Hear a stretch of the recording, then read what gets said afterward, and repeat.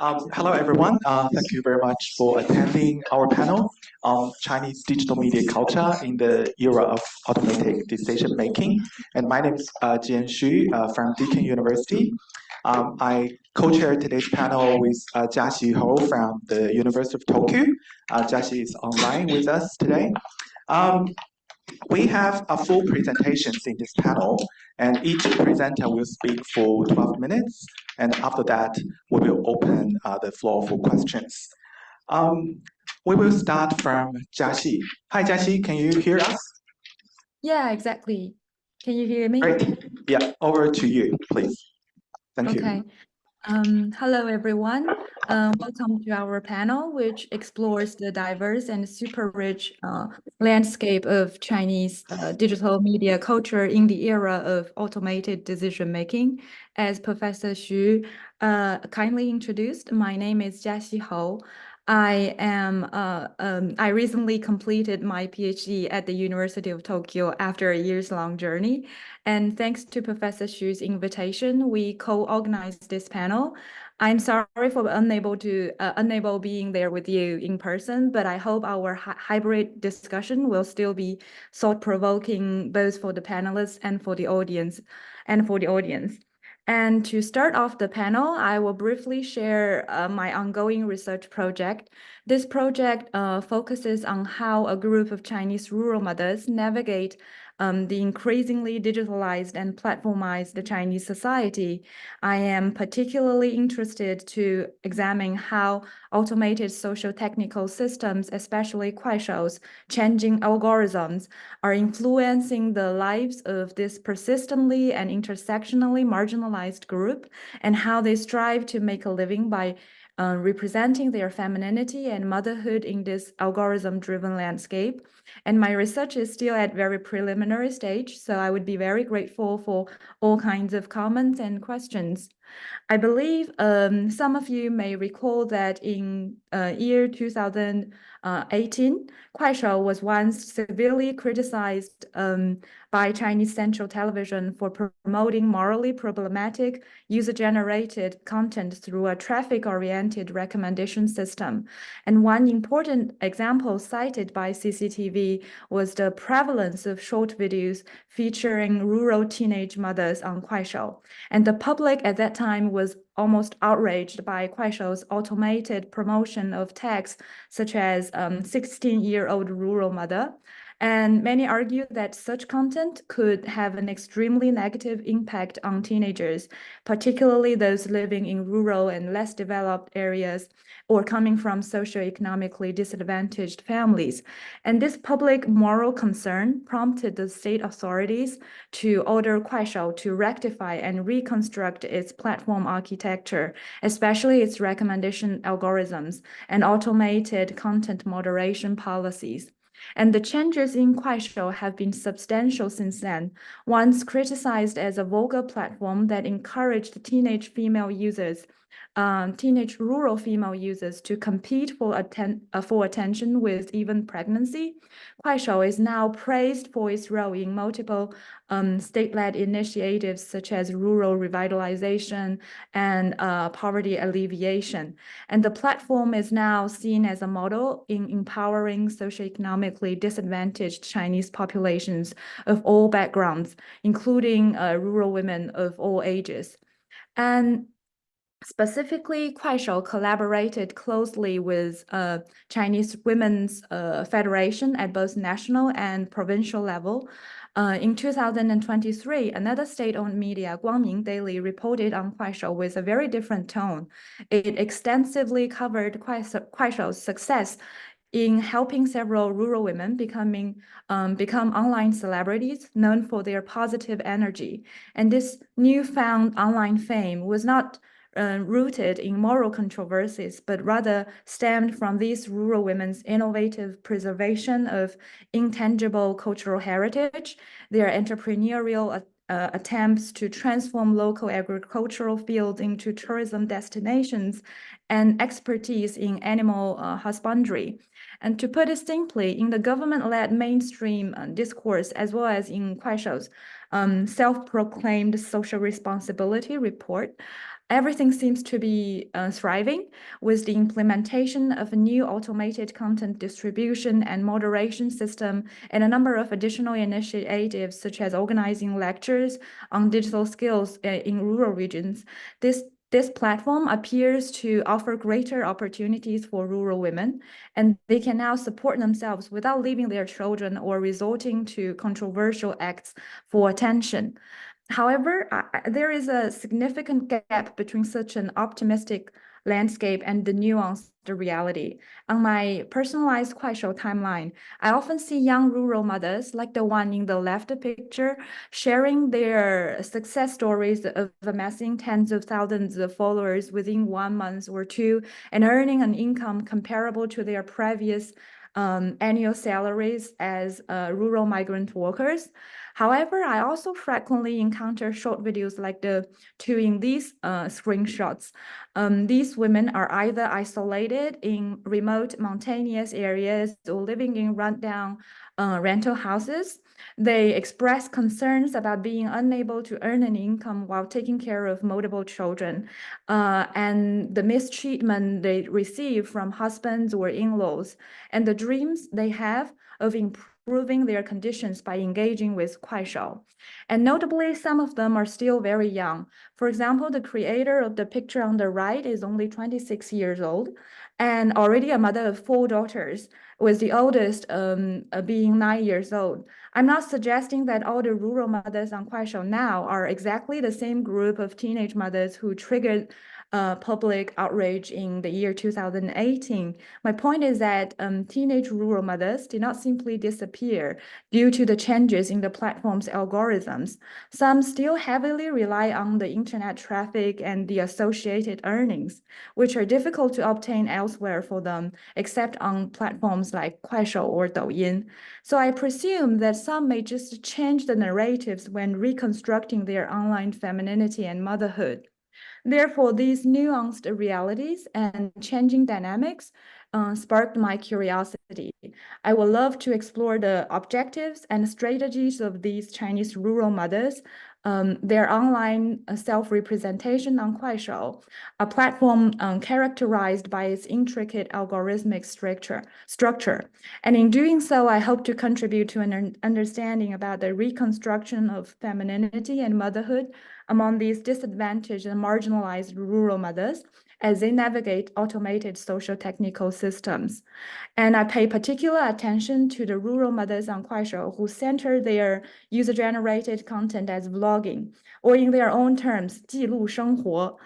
Using participant observation and critical discourse analysis, I am currently in the process of building a dataset that includes rural mothers from various ethnicities, regions, and age ranges with different content focuses and varying levels of popularity. As of now, this dataset includes about 50 rural mothers.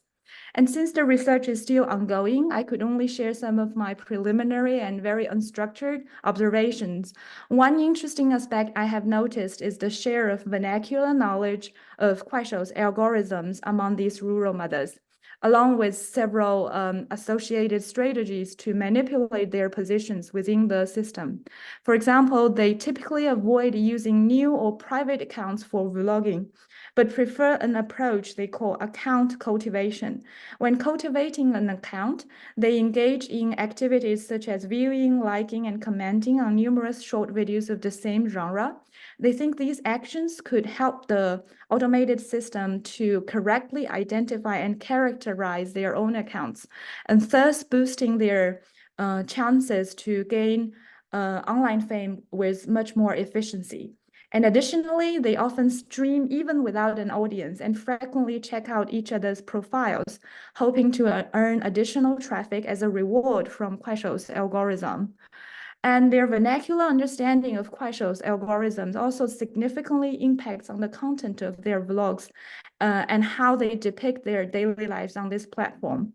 Although many highlight documenting daily lives as their central theme in their user IDs or profiles, few actually log every step of their day. Instead, they use what they see as good scripts or good shortlists, applying them directly to their own videos as voiceovers or narratives, and adding just personalized touches in these videos.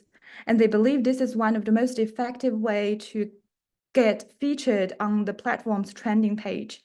And as they have expressed, nobody really cares at what time you actually cook or pick up the children. Short videos are only to highlight our personas as rural mothers. And interestingly, this seemingly self-aware statement is also a copied and pasted script within this community. So when discussing rural mothers' vlogs, whether their performance is authentic or not is not the most important issue, I believe. Rather, I view these vlogs with recurring themes and slight adaptations as a collective reconstruction of online femininity and or motherhood.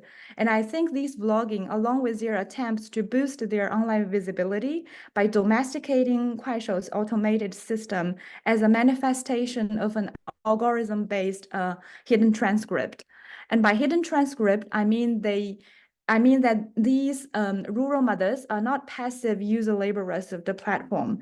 Instead, they use their own subversive actions, gestures, and expressions to profoundly challenge the political power dynamics surrounding themselves at micro level. And their concealed resistance reshapes their relationships with more powerful entities, such as their husbands, their audiences, with MCNs, and also the Kuaishou platform. And at the same time, such algorithm-based hidden transcript also gives rise to new desires and new frustrations for these rural mothers. Most importantly, I see an emerging prototype of femininity and motherhood among these rural mothers. This prototype emphasizes economic independence, digital intelligence, and a voluntary acceptance of patriarchal values centered on maternal responsibilities and the belief in more sons, more blessings. Yeah, that's a very brief sharing of my research. I look forward to learning from the other panelists' presentations as well as from the audiences. Thank you very much. Jiaxi, for your presentation. Our next speaker will be Dino Zhang from the City University of Hong Kong. My name is Dino. So today I'm just going to present something that is not really finished research, something I've been doing in the past 6 months. It's about Twitter or X. So by beginning the presentation, I would like you to, if you have Twitter or X installed on your website, you have an account.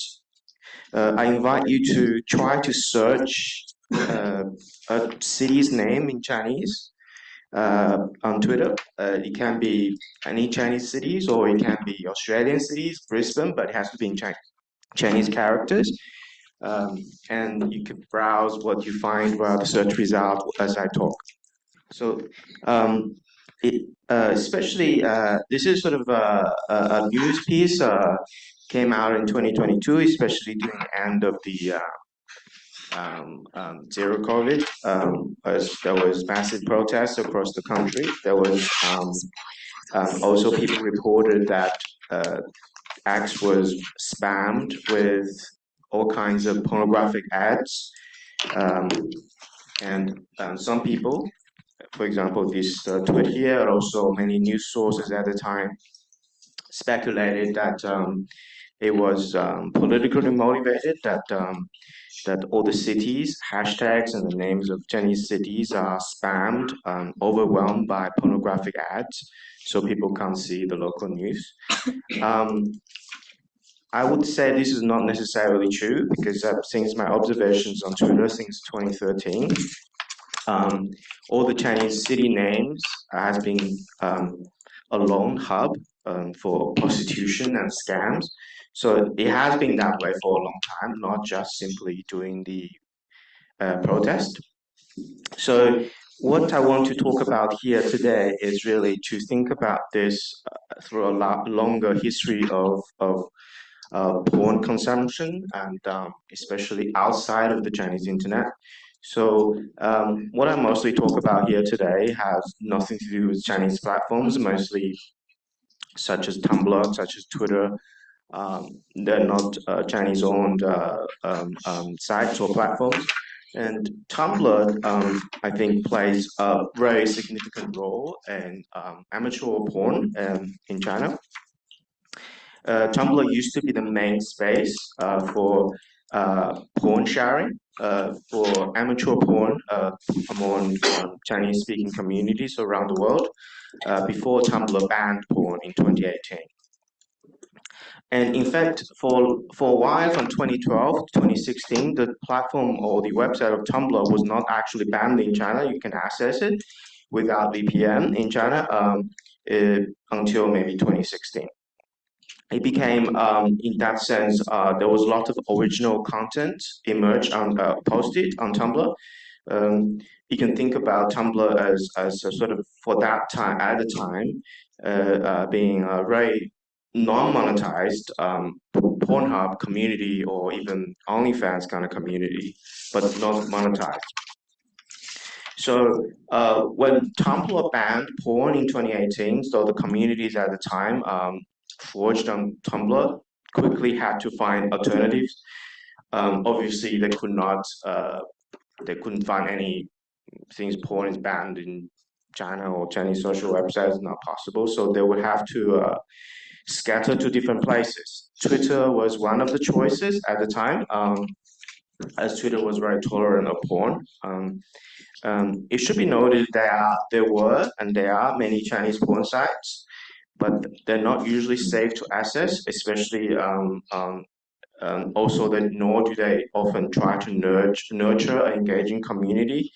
So Tumblr at the time, for a time, was almost like a utopia for amateur porn until 2016, until 2018, of course. The secondary, this sort of secondary migration from Tumblr to Twitter sort of prompted then new business model at the time.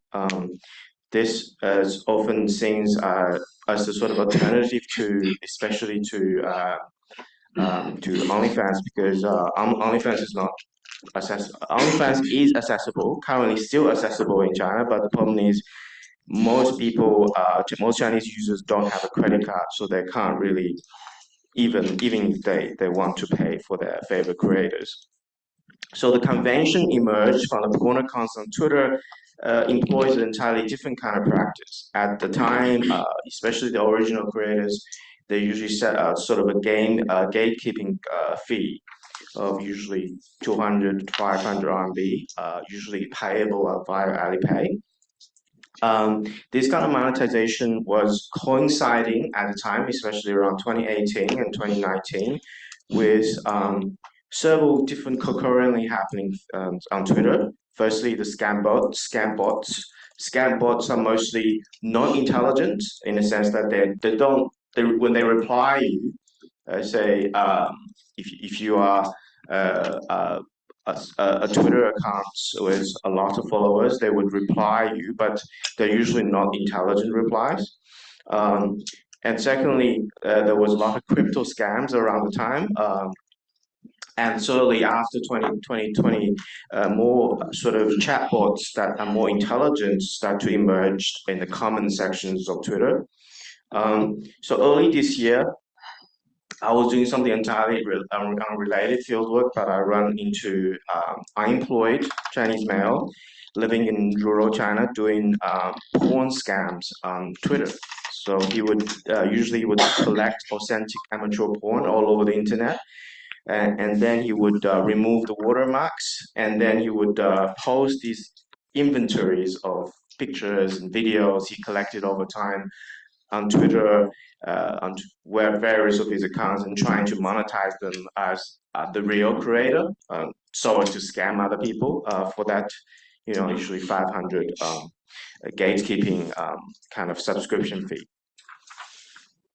So what are the hypotheses we can make from these sort of histories of the very brief sort of re-accounts of porn outside of porn on Twitter and Pornhub? Firstly, we can think about Chinese internet having a moment of exodus, that maybe the most interesting things happening on the so-called Chinese internet are not happening on Chinese internet anymore. Maybe they are happening on Twitter or X, maybe they're happening on Reddit, maybe they're happening in other places. So the other hypothesis maybe we can think about is the primary Chinese content on Twitter or X will be the content that is banned on Chinese websites or internet in general. The primary categories are then, therefore, firstly, porn, and secondly, political, quote-unquote, political discussions that cannot happen within China. So then you see the recent sort of Elon Musk removing or hiding likes on X, and as a direct reaction to people finding out that he liked obscure porn on Twitter, but of course he denied that. But before that, you also have seen Chinese ambassadors in the UK liking porn on Twitter, as you can see that screenshot on the left. In that sense, Twitter, especially if you, as you might have just found out by searching Chinese cities or even Brisbane, that it is a platform littered with porn and scams and spams, etc.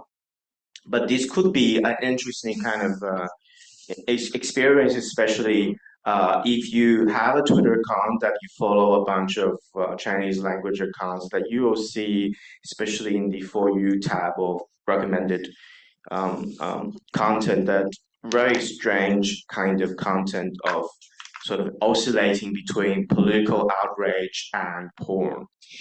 So you have this kind of lethargic emotional oscillation between getting horny and getting mad.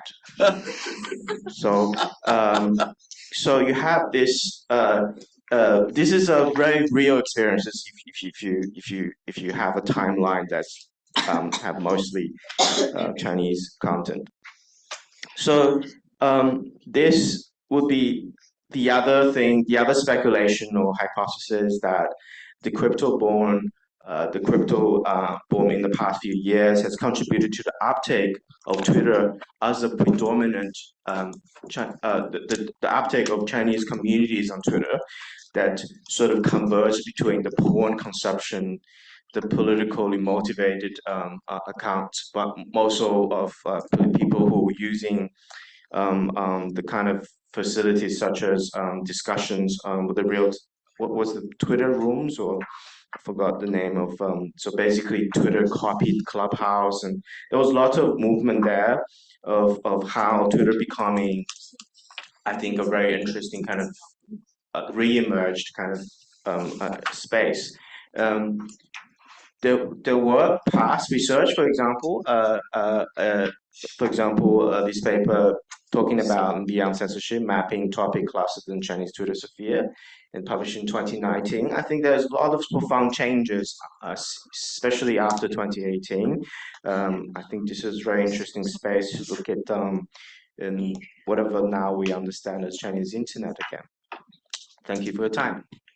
Thank you, Dino, for the very interesting presentation.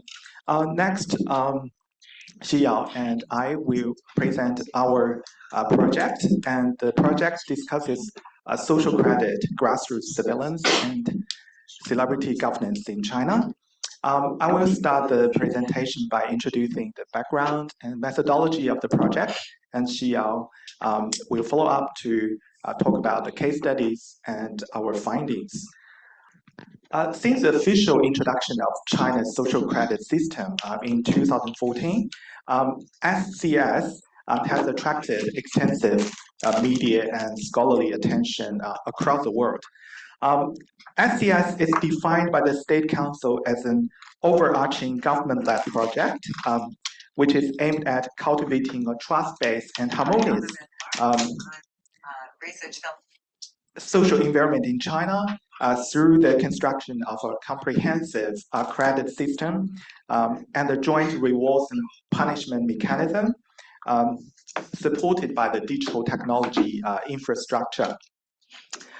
As a part of the punishment mechanism, defaulters, colloquially called lao lai in Chinese, are exposed and shamed with their detailed personal information and court orders on various governmental websites. A very interesting phenomenon just occurred in recent years is that lao lai parents of young idols occasionally enter the hostage list on Weibo because the eagle-eyed netizens identified them from the blacklists released by the government, which has caused a heated online discussion about the impacted young idols' fame, income, and their morality. Netizens ask questions such as, why are the parents still on the blacklist when their star children are making millions a day?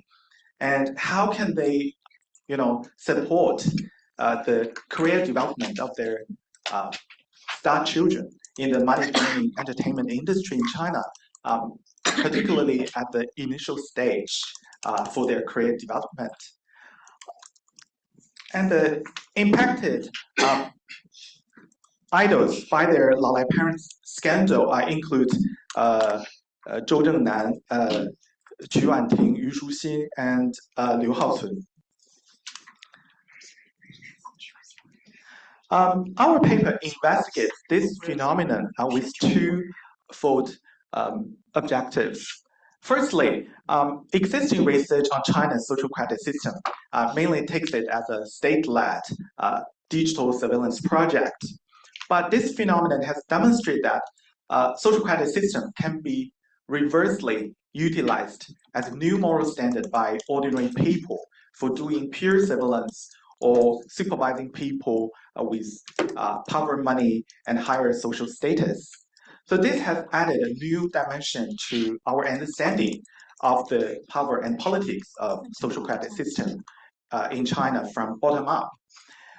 Secondly, this phenomenon also allows us to examine an emerging form of celebrity governance, that is to use the kinship, the family ties, as a means to supervise the idols. Again, the background of China's tightening regulation and governance of celebrity and fandom in recent years. So we hope this paper could contribute to both our understanding of SCS and celebrity governance in two areas. And we conducted case studies on the 4 impacted idols by looking at the online discussion about their parents' lao lai scandal on Weibo and Douban. Rather than depicting the 4 cases in detail in this presentation, we conducted what Douglas Hanna calls diagnostic critique. We take the 4 cases as an emerging phenomenon associated with social credit system and celebrity governance in order to diagnose the trends and tendencies in both areas with critical perspectives. Thanks, Jian. Before I go into details of our case studies, I would like to firstly very briefly introduce the current states and concerns around the system and the publication of blacklists. One main concern in legal studies is that the existing system, social credit system, exists the legal framework, and there is a lack of consistent and clear remedial channel for people who's previously blacklisted to restore their reputations. However, the new 2024 action plan on the construction of social credit system has addressed these issues by the State Council. Another concern is around the protection of privacy. On the one hand, again, there are continuous developments and regulations published by the State Council to combat the issue. On the other hand, the definition and understanding of privacy is slightly different in the Chinese context. What constitutes as a private matter in the Western country might not be considered as the same in the Chinese context, especially between the individualist and collective-oriented cultures and nations. In addition, privacy the publication of blacklist is considered as a negative privacy, and the business has already weaponized it to supervise and govern people with money, high social status, and fame, as reflected in our case studies. The public in general expressed their high level of support and approval of the system, with understanding that the system is to impede dishonest practices and to encourage charitable behaviors and to protect national security. In our case studies, we found that the public has shown different attitude towards ordinary Laolai children and Laolai star or idol children. The public often express discontent and sometimes even hatred emotions towards Laolai's idol children, with violent languages and extreme emotions used on Douban.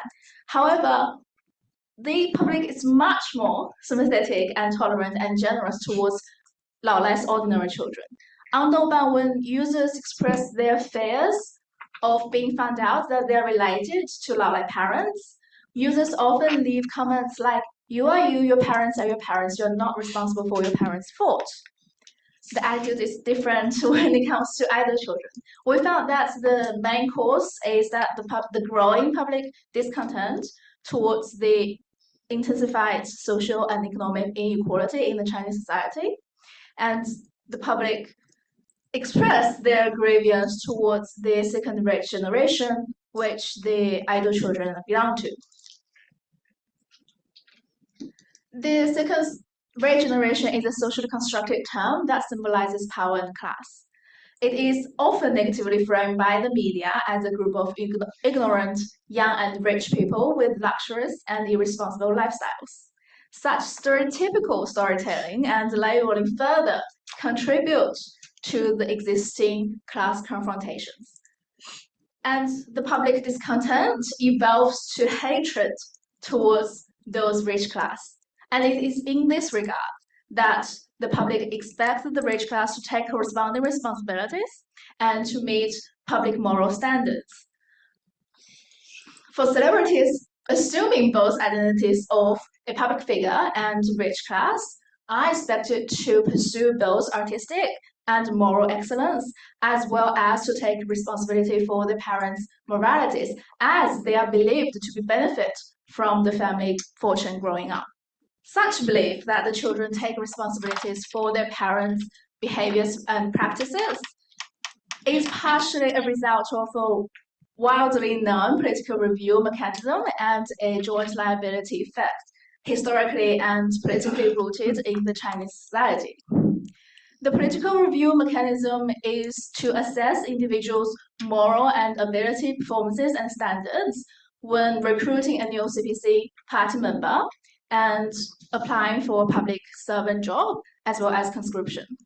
When applying for a public servant job, the assessment extends itself to the assessment of direct relatives, family members, parents, and their social ties.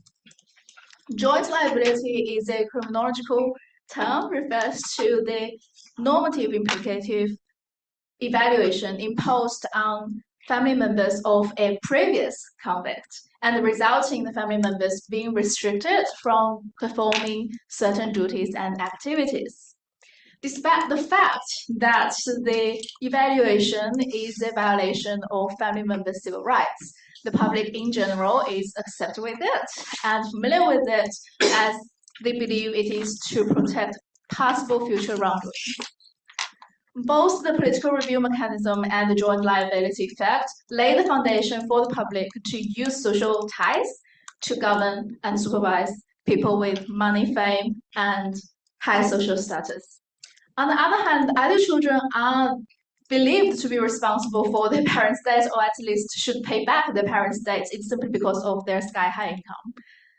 And that's why we argue that the governance, the social credit system and publication of blacklists is used to govern people with high social status, money, and fame. Our case studies examined have 4 different outcomes. In the case of Liu Haotun, her parents paid back all the debts in one lump sum with interest right after Liu was casted by Zhang as the leading actress in the film. Before the launch of the film. Therefore, Liu's acting career is not affected. Yu Shuxing and Zhou Zhennan, they both apologized for the parents' behaviors but did not pay back the debts. Yu was criticized by the state media for her fans' online attacks and human flesh search activities against ordinary netizens. And Zhou Zhennan was half banned and seldomly featured in mainstream televised shows. There are nuanced differences of the case of Zhou Zhennan and Yu Shuxing. I'm happy to discuss the details of it when we have time, which why there is a different outcome for both of them. On another extreme, Xu Wanting was completely banned for her publicly defending for her mother's political corruption and embezzlement on Weibo.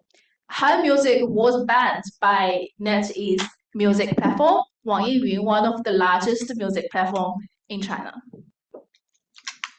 In conclusion, we argue that the social credit system has generated grassroots, bottom-up surveillance to practice to supervise people with money, fame, and high social status, which has in turn further enhanced the disciplinary power of the system and contributed to the public acceptance of the social credit as a new moral criterion. In addition, kingship as a means to supervise celebrities, especially the social credit of idol children's parents. On the one hand, it reflects and projects the existing and intensified social inequalities and class stratifications, and people's grievance against the rich class and the second-rate generation. On the other hand, it also shows the mounting expectations of the moralities of celebrities and their core family members in China's tightening regulation of celebrities in Xi's era. Thank you. Thank you, Xiyao. Our last presenter is Tingting Hu from Xi'an Liverpool University.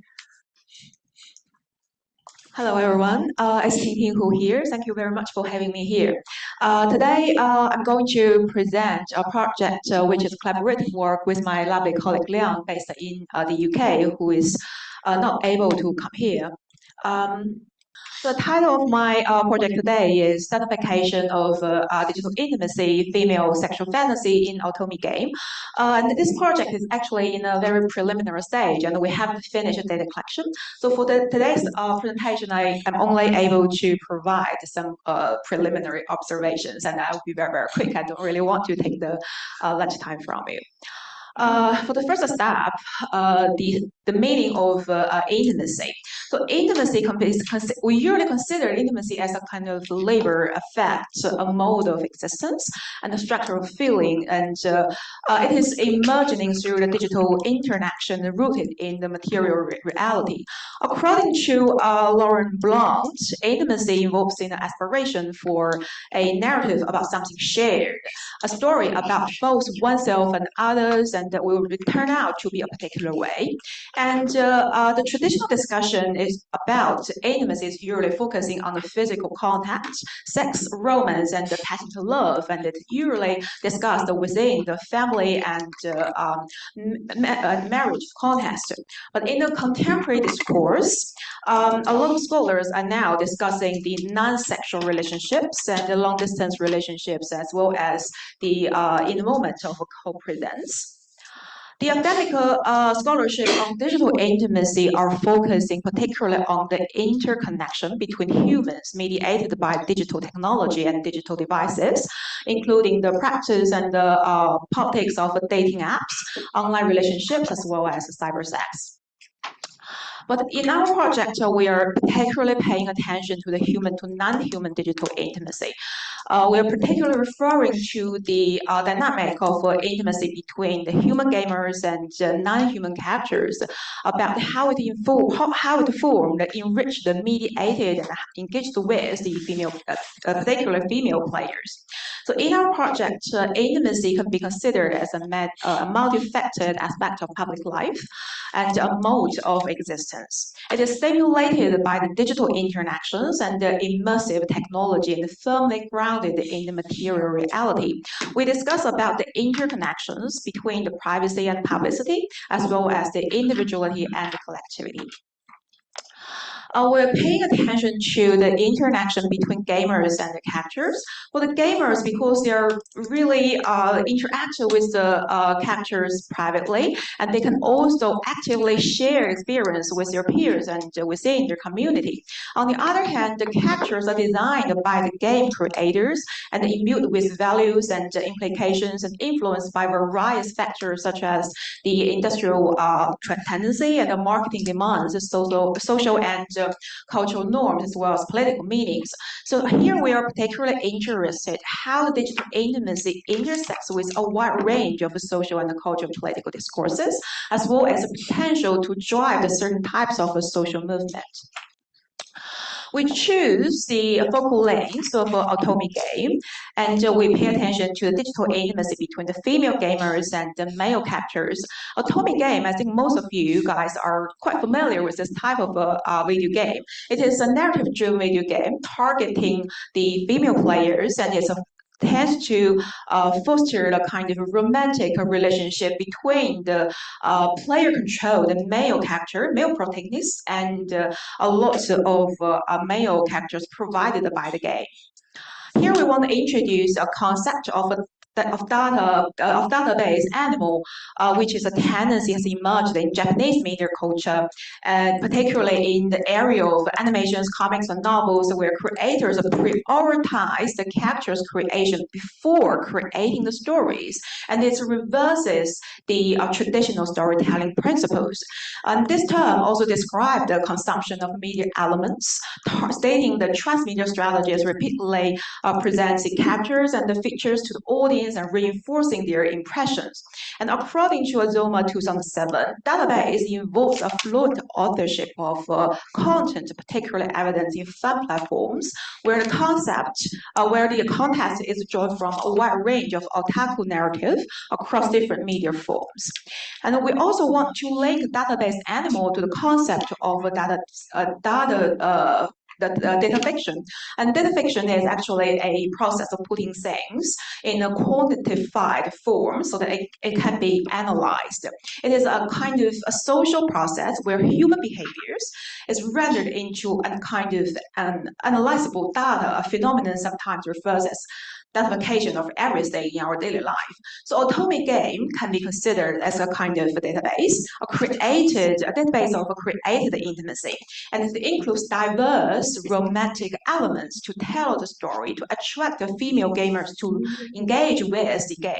It also involves quantified romantic elements from human life and cultural and artistical works and cultural productions, and as well as social and cultural values are integrated into the gamers' engagement in this process, which heavily impacts the gamer's experience. So here we propose our research question, which is how the gendered value are integrated into this kind of mediated intimate interaction between the female gamers and the male characters in the game, as well as how the gamers perceive their digital intimacy. Here is a very brief introduction for research design, which is really simple and basic. We choose mainland China as our virtual research site, and we do the digital ethnography across various Otome game within mainland China. And after that, we do a walking through these games before doing the semi-structured interview with qualified participants. Based on our observation, the Otome games usually involves three parts of storytelling, including textual narrative, visual representations, and vocal editing. So our argument will center on the idea that Otome game, as a female-oriented video game, strategically employ the technological and the representational and the immersive technology and the strategies to datafy the digital intimacy. And this process of datafication subtly guide the female gamer's sexual fantasy in disguise of the illusionary control and autonomy. Here I want to show you a very short video. It's a fan-made video, particularly emphasizing on the visual and vocal representations. I didn't really find the English subtitle, but it doesn't really matter. You can understand it. 看来还是没有想。你自己看看身上的衣服，当然的，你拿的是我的衬衣。这说了什么呀？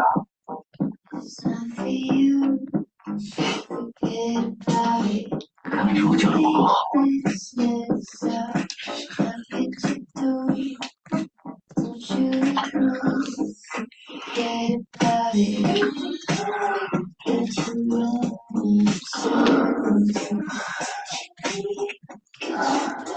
还好你听见。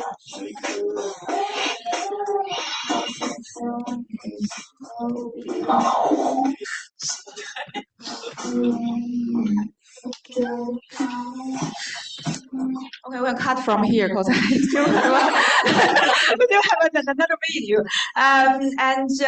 This is actually only the oral and vocal and visual effect. But apart from this effect, we can also find a lot of touching experience, which can be considered a kind of immersive experience to engage the female gamers. So let's have a look at just a few seconds. It's a 3D, a 3D Otome game. 这是惩罚。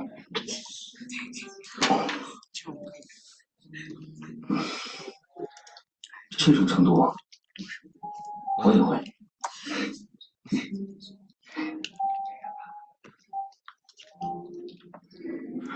你。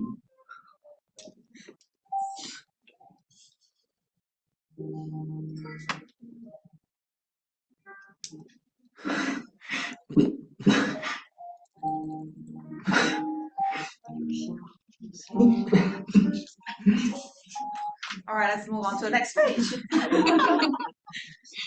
I hope we can enjoy till after the panel. And actually, based on our preliminary digital ethnography, we found that the Otome game can be considered as a kind of database. And this database is full of it's kind of like a created digital intimacy database, which basically include two sets of data. The first set of data is certain types of stereotypical boyfriends, and even though in some Otome games, as a gamer, we can find like more than 40 available boyfriends, virtual boyfriends in the game, that these boyfriends can be fallen into the certain types of stereotypes, certain types of stereotypes, like a powerful rich CEO like Bazong, carrying and naughty little brother, and thoughtful handsome gentleman, righteous brave heroes, and transgressive charming man like the car racer, as well as some other kinds that we can certainly we are able to easily find a lot of romantic TV dramas and novels, and it also include a second set of data, which is a certain types of romantic plots, romantic elements. It can be including like a proposing moments, the beautiful wedding ring, and the anniversary celebration, and the candlelight dinner and flowers, the firework, the kiss on the sky wheel, and bathroom play, house spring play, and beach and sunshine, which are really stereotypical elements in the romantic dramas. So all in all, we believe that Otome game adopted the technological, representational, and the immersive strategies to create this database of digital intimacy, housing specific romantic plots and sexual fantasies tailored for the female gamers. And this database is heavily influenced by the East Asian gender values, and particularly the traditional expectations regarding women's sexual intimacy and subjectivity. And this datafication process of Otome game subtly employs a kind of, we call it guided fantasy effect, that is able to shape the player's fantasy, which is consistent with the traditional heterosexual expectation for women, and undermining the apparent control and disguise autonomy afforded to the female gamers. Okay, thank you very much for listening, and